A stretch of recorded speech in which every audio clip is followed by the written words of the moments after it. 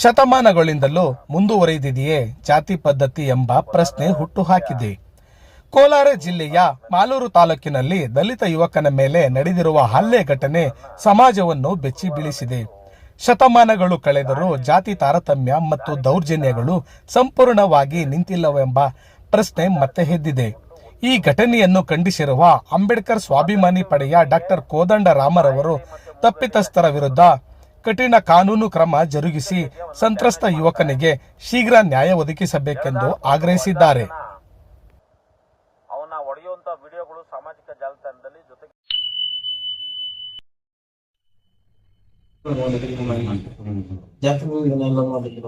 So ಇದು ಈ complaint FIR ಆಗಿರೋದು ಮಾಸ್ತಿಲಿ ಶುಕ್ರವಾರ ಸಂಜೆ. ಅವ್ರಿಗೆ ನನ್ ಸುಮಾರು ದಿವಸಗಳಿಂದ ನನ್ ಪೂರೈಸಿಕೊಂಡು ನೋಡೋದು. ಈ ತರ ಗಣೇಶ ಹಬ್ಬ ಆಯ್ತು ನಮ್ಮೂರಲ್ಲಿ. ಗಣೇಶ ಹಬ್ಬ ದಿವಸ ನಮ್ಮೂರಲ್ಲಿ ದೇವಸ್ಥಾನಕ್ಕೆ ಬೋರ್ಡ್ ಹಾಕಿ ವಿಗ್ರಹ ಇಲ್ಲಕ್ಕೆ ಅವರು ಜಾತಿ ಭೇದ ಇದ್ದಾರೆ ಎಲ್ಲರೂ ಒಳಗಡೆ ಹೋಗ್ಬೋದು. ನಾವು ಅದನ್ನ ನೋಡ್ಬಿಟ್ಟು ನಾವು ಹೋದ್ರಿ, ನಾವು ಕುಂತ್ಕೊಂಡು ನಮ್ದು ಏನಿತ್ತು ಜಾತಿ ಅವರು ಎಲ್ಲ ಹೋದ್ರಿ. ನಾವು ಹುಡುಗರು ನಾವು ಹೋಗಿದ ತಕ್ಷಣ ಅವರೆಲ್ಲ ಮುಂಚೆ ನನ್ ಜೊತೆಲಿ ಇದ್ದಾರ ಹುಡುಗರೆಲ್ಲ. ನಾವು ದೇವಸ್ಥಾನ ಒಳಗಡೆ ಹೋದ್ರೆ ಅಂತ ಹೇಳ್ಬಿಟ್ಟು ಅವತ್ತಿನಿಂದ ನಮ್ ಜೊತೆಲಿ ಇದ್ದವ್ರ ನನ್ನ ಫ್ರೆಂಡ್ಸ್ಗಳೆಲ್ಲ ಅವ್ರನ್ನೆಲ್ಲ ನಾನು ಟೇಸ್ಟ್ ಶುರು ಮಾಡಿದ್ವಿ. ದೇವಸ್ಥಾನ ಒಳಗಡೆ ಹೋಗ್ಬಿಟ್ಟು ನಮ್ಮನ್ ಕೇಳ್ಬಿಟ್ಟು ನಮ್ಮನ್ ಇದ್ ಮಾಡ್ಬಿಟ್ಟು ನಾವು ಜೊತೆಗಿದವ್ರ ಇವರು ಗೌಡ್ನಾಗ ಅಂತ ಹೇಳ್ಬಿಟ್ಟು ಎಲ್ಲ ಇದ್ ಮಾಡಿ ಸರಿ ಅನ್ಬಿಟ್ಟು ನಾನು ಅವ್ರಿಗೆ ಬಿಟ್ಬಿಟ್ಟೆ. ನಾವ್ ಏನ್ ಬೇಕು ನಮ್ಗೆ ಅನ್ಬಿಟ್ಟು ನಮ್ ಸೈಡ್ ಸುಮ್ನೆ ಆಗೋದ್ಮೇಲೆ ಅದೇ ಗಣೇಶ ದಿವಸ ದೇವ್ರ ಮೆರವಣಿಗೆ ಮಾಡಿದ್ವಿ. ದೇವ್ರ ಮೆರವಣಿಗೆ ಮಾಡಿದಾಗ ನಮ್ಮ ಮನೆಗಳ ಹತ್ರ ದೇವ್ರ ನಿಂತ್ಕೊಂಡ್ಬಿಟ್ಟು ನೀವು ದೇವಸ್ಥಾನ ನಡ್ಕೊಂಡಿದ್ರಿ, ದೇವ್ರೇ ನಿಮ್ ಮನೆ ಹತ್ರ ಬಂದಿರೋದು, ತಪ್ಪಾಗೈತೆ ಒಂದು ಕ್ಷಮೆ ಕೇಳ್ರಿ ಅಂತ ಹೇಳ್ಬಿಟ್ಟು ಆನಂದನ ದೇವ್ರನ್ನ ಕೇಳೋರು. ಏನಮ್ಮ ಇವ್ರು ಅಲ್ಲಿ ಹೋಗಿ ತಪ್ಪಾಯ್ತಾ ಅಂದ್ರೆ ದೇವ್ರು ಸುಟ್ಟಿಕ್ಕೋದು, ತಪ್ಪಾಗಾಯ್ತು ಹೋಗಿದ್ದು ಅನ್ನೋ ರೀತಿನಾಗ ಅವರೇ ಕ್ರಿಯೇಟ್ ಮಾಡೋರು.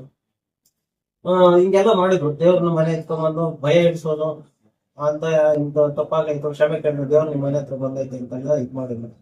ಸರಿ ಆಯ್ತು ಅಂತ ಹೇಳ್ಬಿಟ್ಟು ನಾವು ಸುಮ್ನೆ ಇದೀವಿ. ನಾವು ಇವ್ರು ದೇವ್ರಲ್ಲ ಒಂದೇನೋ ಇವ್ರು ಎತ್ಕೊಂಡ್ ದೇವ್ರ ಏನೈತೆ ದೇವ್ರ ಅದು ಬೊಂಬೆ ಬರೀ ಬೊಂಬೆ ಅಂತ ಹೇಳ್ಬಿಟ್ಟು ನಾವು ಎತ್ಕೊಂಡ್ರು ದೇವ್ರನ್ನ. ನಾವ್ ಎತ್ಕೊಂಡು ಹೋಗಿ ಚೆಕ್ ಮಾಡಿದ್ವಿ. ನಾವು ವಿಡಿಯೋಸ್ ಎಲ್ಲ ಐತಲ್ಲ ಅಂತೆಲ್ಲ. ಆಮೇಲೆ ನಾವೆಲ್ಲ ಚೆಕ್ ಮಾಡಿದ್ವಿ. ನಾವ್ ಎತ್ಕೊಂಡವ್ರು ಹೋಗಿ ಏನಮ್ಮ ಇವಾಗ ಅವ್ರ ಎತ್ಕೊಂಡಾಗ ಬಂದಿದ್ದೆ, ನಾವಲ್ಲೇ ಎತ್ಕೊಂಡಿದ್ರೆ ಇವಾಗ ಸುತ್ತಿಕ್ ನೋಡೋಣ ಅಂದ್ರೆ ಏನು ಸುತ್ತಿಕ್ಕಿಲ್ಲ, ಏನಿಕ್ಕಿಲ್ಲ. ಸರಿ ಅನ್ಬಿಟ್ಟು ನಾವ್ ಅಲ್ಲೇ ಇಟ್ಬಿಟ್ಟು ಬಂದ್ಬಿಟ್ಟಿದ್ವಿ. ಮೊನ್ನೆ ರೀಸೆಂಟ್ ಆಗಿ ಒಂದ್ ತಿಂಗಳಿಂದ ದೀಪಗಳು ಆಯ್ತು ನಮ್ಮೂರಾಗ. ದೀಪಗಳಾದಾಗ ಏನ್ ಮಾಡಿದ್ರು ಅಂದ್ರೆ ದೇವ್ರನ್ನ ಎಲ್ಲ ರೆಡಿ ಮಾಡ್ತಾ ಇದ್ರು. ನಾವು ಬಂದ್ವಿ ಇನ್ನೇ ದೇವ್ರನ್ನ ಎತ್ಬೇಕು ಅನ್ನೋ ಟೈಮಲ್ಲಿ ನಾವು ಕೈ ಹಾಕ್ಬಿಟ್ಟು ಎತ್ತಿದ್ವಿ. ಒಂದ್ ಸೈಡ್ ಅವ್ರ ಎತ್ತಿದ್ರು, ಒಂದ್ ಸೈಡ್ ನಾವ್ ಎತ್ತಿದ್ವಿ.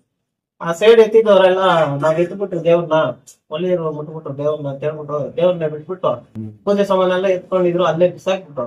ಎಲ್ರು ಮನೆ ಬಿಟ್ಟೋದ್ರು. ಏನ್ ಮೇಲ್ ಜಾತಿ ಅವರಿದ್ರು ಅವರೆಲ್ಲ ಬಿಟ್ಬಿಟ್ಟು ಹೊಟ್ಟೋದ್ರು.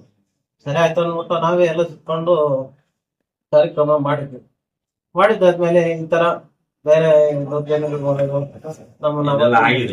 ಅವ್ರು ಕೌಂಟರ್ ಕಂಪ್ಲೇಂಟ್ ಯಾವತ್ತು ಕೊಟ್ರು? ಶನಿವಾರ ಬೆಳಿಗ್ಗೆ ಆಗಿರೋದು. ಶುಕ್ರವಾರ ಸಂಜೆ ಆಗಿದ್ದು. ಈಗ ನಿಮ್ಗೆ ಎಫ್ಐಆರ್ ಕಾಪಿ ಕೊಟ್ಟವ್ರ? ಓಕೆ. ಸೊ ಅದ್ರಲ್ಲಿ ಎಲ್ಲಿ ಎಫ್ಐಆರ್ ಕಾಪಿ ಕಾಪಿ ಕೊಡು, ಫಾರ್ವರ್ಡ್ ಮಾಡಿ ನೋಡಿ. ಇದು ಆ ದೇವ್ರ ವಿಚಾರಕ್ಕೆ ಇಟ್ಕೊಂಡು ಹಳೆ ದಿವಸ ಇಟ್ಕೊಂಡು ನೀನ್ ಮಾಡಿರೋದು. ಅಷ್ಟು ಬ್ಲಡ್ ಬರಂಗೆ ಡ್ಯಾಮೇಜಸ್ ಆಗೋಕೆ ಮಾಡಿರೋಂತ ಕೆಲಸ ಇದು. Okay okay okay.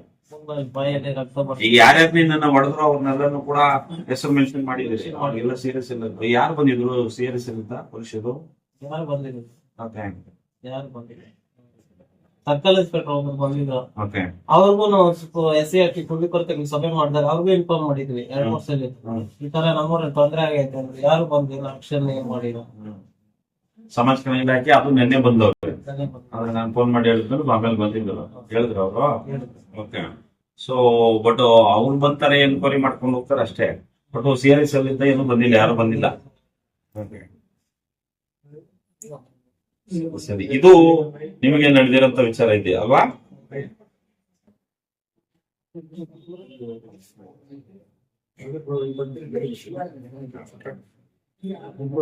ಸರಿ ಸರಿ.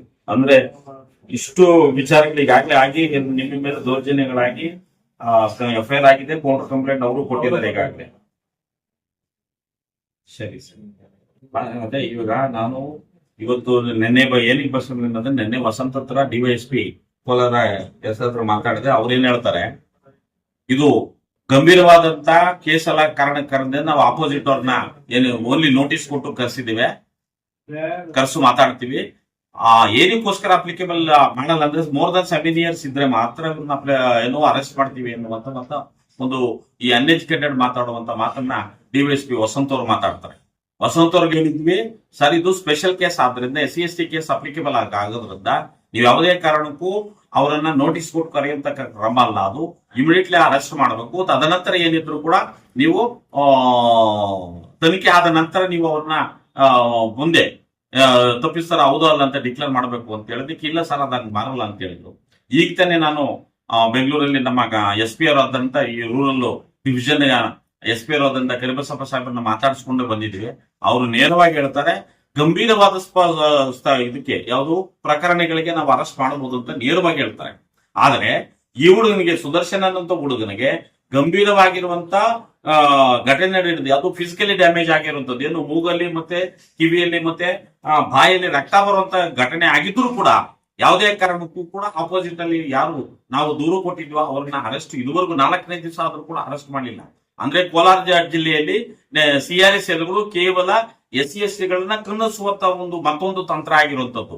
ಈ CRSLಗಳು ಡಿಸ್ಟ್ರಿಕ್ಟ್ ವೈಸ್ ಆಗಬೇಕು ಅಂತೇಳಿ ಅನೇಕ ವರ್ಷಗಳಿಂದ ಅನೇಕ ಸಂಘಟನೆಗಳು ಕೂಡ ಹೋರಾಟ ಮಾಡಿದೆ. ಏನು ನಮ್ಮದೇ ಸ್ಟೇಷನ್ ಆದಾಗ ಅಥವಾ ನಮಗೆ ಇಲಾಖೆ ಪೊಲೀಸ್ ಇಲಾಖೆ ಬಂದಾಗ ನಮಗೆ ಕುಂದುಕೊರತೆಗಳು ಹೇಳುತ್ತೆ, ನಮಗೆ ಇಂದಷ್ಟು ನ್ಯಾಯ ಸಿಗ್ತದೆ ಅಥವಾ ಕೌಂಟರ್ ಕಂಪ್ಲೇಂಟ್ಗಳು ಕಮ್ಮಿ ಆಗ್ತದೆ ಅನ್ನುವಂತ ವಿಚಾರಕ್ಕೆ ನಾವು ಅದನ್ನ ಮಾಡಿಸಿದ್ರೆ ಇವತ್ತೇನಾಗ್ತದೆ, ಕೆಲವೊಂದಷ್ಟು ಈ ತರ ಭ್ರಷ್ಟಾಚಾರದಿಂದ ಕೂಡದಂತ ನಮ್ಮ ವಸಂತ DYSP ಅವರು ಏನ್ ಮಾಡ್ತಾರೆ, ಇದು ಯಾವುದೇ ಕಾರಣಕ್ಕೂ ಕೂಡ ಗಂಭೀರವಾದ ಸ್ವರೂಪದ ಪ್ರಕರಣ ಆಗಿಲ್ಲ ಕಾರಣದಿಂದ ಅವ್ರಿಗೆ ನೋಟಿಸ್ ಇಶ್ಯೂ ಮಾಡಿದ್ದೀವಿ ಅಂತಾರೆ. ಅವರ ಮೇಲಾಧಿಕಾರಿ SP ಅವರು ಕರಿಬಸಪ್ಪ ಸಾಹೇಬ್ರು ಏನ್ ಹೇಳ್ತಾರೆ, ಇಲ್ಲ ಈ ವಿಚಾರದಲ್ಲಿ ನಾವು ಮೇಲ್ನಾಟಕ್ಕೆ ನೋಡಿದಾಗ ಇದನ್ನ ಅರೆಸ್ಟ್ ಮಾಡುವಂತ ಪ್ರಕರಣ ಇದು, ಆ ಕಾರಣಕ್ಕೆ ಮಾಡಬಹುದು, ನಾನು ಮಾತಾಡ್ತೀನಿ ವಸಂತ ಅಂತ ಮಾತಾಡ್ತಾರೆ. ಈ 4 ದಿವಸ ಆದರೂ ಕೂಡ ಒಬ್ಬ ಜವಾಬ್ದಾರಿತ DYSP ನಮ್ಮ ವಸಂತ್ ಅವರು ಯಾವುದೇ ಕಾರಣಕ್ಕೂ ಕೂಡ ಸಮಾಜ ಕಲ್ಯಾಣ ಅಧಿಕಾರಿಗಳಿಗೆ ತಿಳಿಸುವಂತ ಪ್ರಮೇಯ ಮಾಡಲ್ಲ. ಯಾಕೆಂದ್ರೆ ನಾನು ನಿನ್ನೆ ಮಾತಾಡಿದಾಗ ಏನ್ ಹೇಳ್ತಾರೆ, ಸರ್ ಇವತ್ತು ಸೆಕೆಂಡ್ ಸಾಟರ್ಡೆ ರಜಾ ಇದೆ, ಸಾಟರ್ಡೆ ಮಾತಾಡಿದ್ದು ರಜಾ ಇದೆ, ನಾಳೆ ಸಂಡೇ ಇದೆ, ಆ ಕಾರಣಕ್ಕೆ ನಾವು ಸೋಮವಾರ ಕಳಿಸ್ಕೊಡ್ತೀವಿ ಅಂತ ಹೇಳ್ತಾರೆ. ಪ್ರಕರಣ ದಾಖಲಾಗಿದ್ದೆ ಅವತ್ತು ಶುಕ್ರವಾರ ಸಂಜೆ FIR ಆಗಿರೋದು. ಮತ್ತೆ FIR ಆಗಿ ಅವತ್ತಾದ್ರೂ ಕೂಡ ಯಾವುದೇ ಕಾರಣಕ್ಕೂ ತಮ್ಮ ಜವಾಬ್ದಾರಿನ ಮರೆತು ಅವರು ಏನು ಬೇಜವಾಬ್ದಾರಿತನದಿಂದ ಯಾರೋ ಒಬ್ಬ ವ್ಯಕ್ತಿನ ಒಂದು ಸಮುದಾಯದ ಪರವಾಗಿ ಕೆಲಸ ಮಾಡಿಸುವಂತ CRSL ಕೂಡ ಇಂಥ ಬೇಷರತ್ತು ಏನು ಬೇಜವಾಬ್ದಾರಿ ಅಧಿಕಾರಿಗಳಿರುತ್ತೋ ದುರಂತ ಇದು ಯಾವುದೇ ಕಾರಣಕ್ಕೂ ಕೂಡ ಅಂಬೇಡ್ಕರ್ ಸ್ವಾಭಿಮಾನಿಸನೆ ಇದನ್ನ ಬಿಡೋದಿಲ್ಲ. ಆ ಜೊತೆಗೆ ಸಂಘಟನೆ ಅಥವಾ ಇನ್ನೊಂದು ಬೇರೆ ಇದ್ರೂ ಕೂಡ ಈ ವಿಚಾರವನ್ನ ನಮ್ಮ ಸಮುದಾಯದ ಹುಡುಗನಿಗೆ ಆತರ ಆಗಿರುವಂತ ಘಟನೆಯನ್ನ ನಾವು ಯಾವುದೇ ಕಾರಣಕ್ಕೂ ಬಿಡೋದಿಲ್ಲ.